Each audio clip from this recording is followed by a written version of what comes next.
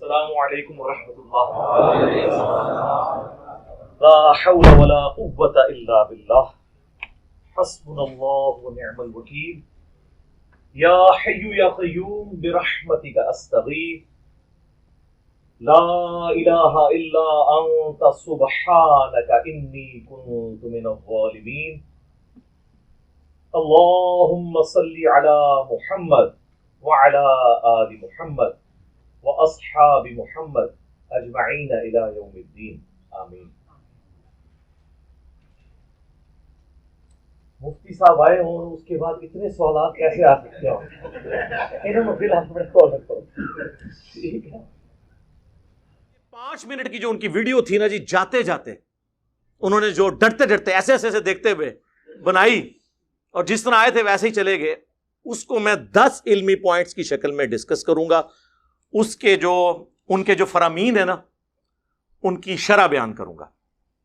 علمی point number 1، انہوں نے کہا میں 22 گھنٹے کا سفر کر کے آیا، کتابوں کا بورا اٹھا کے لایا.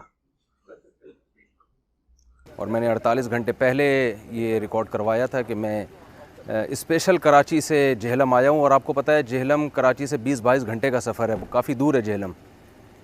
اور میرا مقصد صرف اور صرف انجینئر صاحب سے ایک محبت کے ساتھ ایک اچھے ماحول میں بات چیت کرنا تھا. کتابوں کا پورا بورا لے کر آیا تھا میں، لیکن بہت افسوس سے کہنا پڑتا ہے کہ اتنی زیادہ غیر ذمہ داری کا ثبوت دیا جس کی ہمیں توقع نہیں تھی. لوگ کہہ رہے ہیں فتح تھی، ان کے چہرہ پھر لٹکا ہوا کیوں تھا؟ انہوں نے اپنی انسلٹ کیوں فیل کی کہ میں اتنی بڑی شخصیت آیا اور انجینئر صاحب نے مجھے ملے؟ سر اسی وہ کاٹتے نہیں ہیں. لیکن مجھے افسوس ہے، واللہ میری کبھی خواہش نہیں تھی. اتنا سافٹ شکار میرے ہاتھ سے نکل گیا، لیکن وہ حرکت ہی ایسی کی کہ جس میں پھر انوالومنٹ دوسرے مسئلوں کی ہوگی، لیگل ایشوز انوالو ہو گئے. وہ میں پہلے بتا چکا ہوں. یہ ان کا سفید جھوٹ ہے کہ 22 گھنٹے کا سفر کر کے آئے. یہ بائی ایئر آئے ہیں، وہ 2 گھنٹے کا سفر ہے. سمجھ آئی؟ یہ جھوٹ بولا. 22 گھنٹے کا تو میرے جیسے غریبوں کا سفر ہوتا ہے نا. اور کہا جی گاڑی میں وہ گاڑی اسلام آباد سے جہلم تک آئی تھی، تو 1.5 گھنٹہ 2 گھنٹہ یہ لگا لیں، 4 گھنٹے کا ٹوٹل سفر ہے. پکڑے کیسے گئے یہ جب ایئرپورٹ اترے، وہاں ہمارے اسٹوڈنٹس تو ہر جگہ بکھرے ہوئے ہیں، انہوں نے ان کو دیکھ لیا، پاس گئے. یہ سر ہمارا ہی حوصلہ ہے. میں نے سب کو کہا ہوا ہے کہ ہر بندے کی رسپیکٹ کرنی ہے. وہ مفتی صاحب کو ملے اور کہا کہ مفتی صاحب آپ اسلام آباد آئے ہیں تو پھر انجینئر صاحب سے ملیں گے. کہتے ہیں ان کو ساتھ ہی رنگ فاق ہو گیا کہ انہوں کس طرح پتہ لگ گیا. صاحب کشف تے نہیں کدھر انجینئر صاحب بندہ بھیجتا ہے انہوں نے، وہ ہر جگہ بندے پہ نے بھائی. پھر انہوں نے کہا مفتی صاحب آپ کے ساتھ سیلفی لینی ہے. انہوں نے سیلفی بھی لے لی اور وہ سیلفی انہوں نے ہمیں بھیجی ہوئی ہے. لا دیں یہ ویڈیو، لا دیں لا دیں لا دیں لا دیں لا دیں لا دیں. سر ہوا کچھ یوں تھا اس دن کہ سوموار والا دن تھا، 4 تاریخ تھی، اور 2:35 پہ نا میرے بھائی کی فلائٹ تھی. ریاض سے اسلام آباد آ رہے تھے، تو ہم وہاں پہ باہر انتظار کر رہے تھے، کیونکہ نا آج کل وہ کرونا کی وجہ سے نا وہ ایئرپورٹ کے اندر نہیں جانے دیتے، ریسیونگ کے لیے آپ کو باہر کھڑا ہونا پڑتا ہے. تو اچانک میری پیچھے نظر پڑی تو کافی لوگ سیلفیاں لے رہے تھے. میں نے کہا یار پتہ نہیں کون آیا ہوا ہے. میں نے دوست کو بولا، میں نے کہا یار پتہ نہیں کون آیا ہوا ہے، لوگ سیلفیاں لے رہے ہیں. خیر چھوڑو، ہم بھائی کو دیکھتے ہیں. پھر وہ جو میرا دوست تھا وہ اس کی نظر پڑی، وہ کہتا مفتی صاحب آئے ہیں. تو جب دیکھا تو واقعی مفتی صاحب تھے. پھر ہم گئے، جب ان کے پاس سیلفی لینے گئے نا تو وہ پریشان تھے، مطلب اس وقت بھی پریشان تھے. ان کا پریشانی اس وجہ یہ تھی کہ جو بندہ ان کو لینے آ رہا تھا نا وہ نہیں تھا پہنچا، کیونکہ وہ اس کا انتظار کر رہے تھے. اس کو بار بار فون ملا رہے تھے کہ بھائی تو کدھر ہے. تو پھر ہم نے سیلفی لی. اس کے بعد ہم نے کہا جی آپ انجینئر علی مرزا صاحب سے بھی ملنے آئے ہیں، تو کب آ رہے ہیں اکیڈمی؟ تو پھر ان کو تھوڑا سا ان کا اور چہرہ ڈاؤن ہو گیا، تو ان کو پتہ چل گیا کہ یہ کہ اسٹوڈنٹ تو نہیں ان کے. پھر ہم سے انہوں نے سوال کیا کہ آپ اکیڈمی جاتے ہیں؟ تو ہم نے کہا جی ہم جاتے ہیں اکیڈمی. تو پھر جب انہوں نے یہ سنا نا تو ان کا چہرے کے تاثرات اور زیادہ چینج ہو گئے، مطلب کہ ان کا چہرہ ہی الگ ہو گیا. تو پھر ہم میرے ساتھ جو دوست تھا نا وہ کہہ رہا ان سے مزید بات کرتے ہیں، مطلب نا آپ، تو پھر وہ میں نے کہا یار چھوڑو، بحث کا ٹائم نہیں ہے ادھر، پھر خواہ خواہ کو تماشا بنے گا تو مقصد نہیں ہے۔ تو بہرحال یہ ہے کہ علی بھائی کا جب انہوں نے نام سنا اور اس کے بعد ان کے چہرے کے تاثرات چینج ہو گئی، مطلب ان کے ذہن و گمان میں بھی نہیں تھا کہ مجھے کوئی ان کا اسٹوڈنٹ ملے گا۔ اصل میں مسئلہ ان کا یہ ہوا کہ وہ ایئرپورٹ کے باہر آ گئے اور جو بندہ ان کو لینے آنا تھا وہ ابھی تک پہنچے ہی نہیں، اس کو لگاتار وہ فون کر رہے تھے۔ تو بہرحال ان کا یہ سین بن گیا۔ تو پھر تھوڑی دیر بعد مطلب ہم وہاں پہ تھوڑی دیر کھڑے ہوئے، پھر ہم واپس آ گئے بائک کی طرف۔ میں نے کہا یار یہ نہ ہو ہمیں بھائی دیکھتا آ رہے ہو، ہم ادھر کھڑے رہے۔ پھر کافی دیر بعد ان کا وہ بندہ آیا کوئی لینے کے لیے، پھر اس کو ملے، پھر اس کے ساتھ چلے گئے۔ بہرحال ہم سے یہ مسٹیک ہوئی ہے کہ ہم آپ سے رابطہ نہیں کر سکے، آپ کو بتا نہیں سکے۔ اس کی وجہ یہ تھی کہ ہمیں یہ ٹینشن تھی ہم نے نیچے جانا ہے، بھائی پتہ نہیں کس راستے سے اوپر آ جائے، وہ ہمیں ڈھونڈتا رہے ہیں، میں ان کو ڈھونڈتا رہا ہوں، موبائل ان کے پاس سم بھی نہیں ہے پاکستان والی۔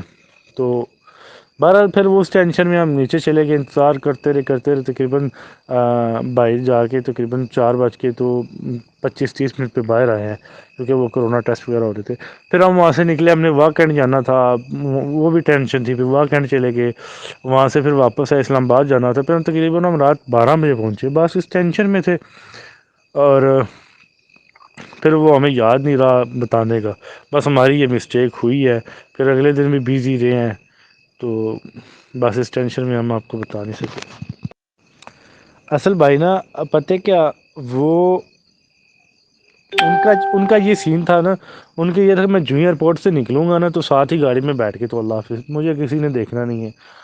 وہ بیچارے اتنی دیر کھڑے رہے جناب، فون پہ فون، فون پہ فون، فون پہ فون، اس کو ملا رہے ہیں کہ یار تو کدھر ہے، کب آئے گا۔ تو وہ کافی لیٹ بندہ پہنچا۔ تو پھر یہ تھا کہ میرا جو ساتھ دوست تھا نا وہ بھی علی بھائی کا لسنر ہے، تو اس نے نا مجھے کہتا کہ یار آؤ ان سے بات کرتے ہیں، ساتھ ویڈیو بناتے ہیں، تو آپ ویڈیو بنانا میں بات کروں گا ان سے نا۔ تو میں نے اس کو منع کیا، میں نے کہا یار چھوڑ، ابھی یہ ٹائم نہیں ہے، ان کا موڈ بھی کچھ آف سا ہے، دفعہ کر۔ اور یہ اصل میں مجھے یہ تھا کہ پراپرلی آپ لوگوں کے ساتھ رابطے میں ہیں اور آئے ہیں، اور آپ سب کو پتہ ہوگا، تو اگر مجھے اس چیز کا علم ہوتا نا تو میں فوری رابطہ کر لیتا۔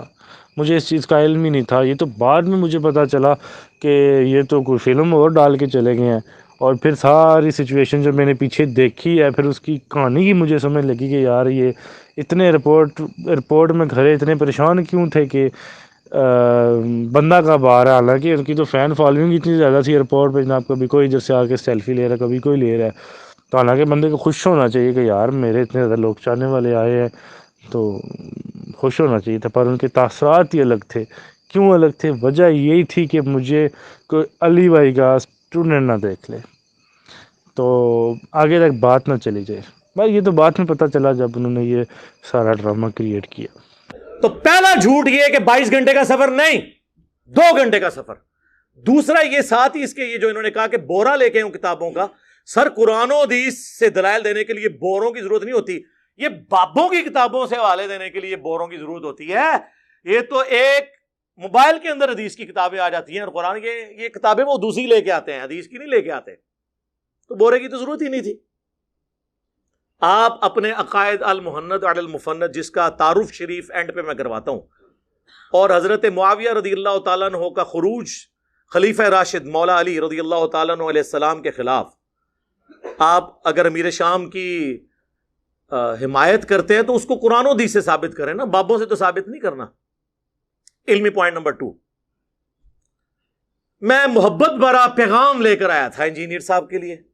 یہ محبت بھرا پیغام یہ ہوتا ہے کہ آپ جناب جا کے چوک میں کھڑے ہو کے اس طرح ویڈیو بنا کے 48 گھنٹے کا آپ کہتے ہیں تیرے کو 48 گھنٹے کا ٹائم ہے، جناب ڈاکٹر طاہر قادری صاحب کنٹینر تک کھلوتے ہیں سن، یہ محبت بھرے پیغام؟ بھائی 1 سال سے آپ کا ایڈمن ہمارے ایڈمن کے ساتھ رابطے میں ہے، ہمارے فون نمبرز آپ کے پاس موجود ہیں، آنے سے پہلے حمزہ علی باسی بھی تو آئے ہیں، حسن الیاس ان کے ساتھ آئے ہیں، 2-3 دفعہ ان سے ٹائم طے ہونے کے بعد وہ یہاں پہ تشریف لائیں. ایک طریقہ ہوتا ہے آنے کا, یہ طریقہ ہوتا ہے آنے کا.